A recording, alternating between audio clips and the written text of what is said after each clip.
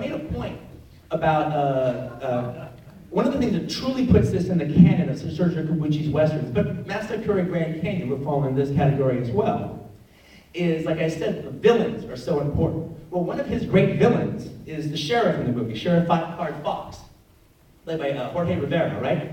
Jorge, what's his last name? George Rivera?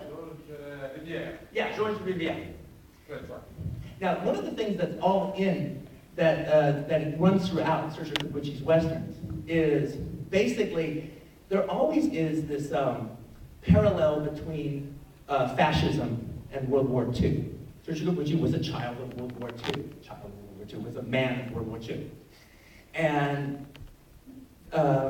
dealing with fascism and the qualities of fascism is part of every single western he's ever done. And that is very true in Five Card Fox.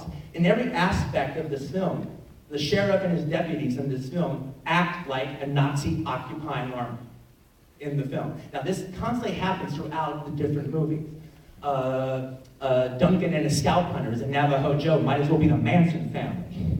The whole Nazi occupying army aspect just happens again and again and again. The Sheriff Five Card Fox is one of the best of his fascist villains.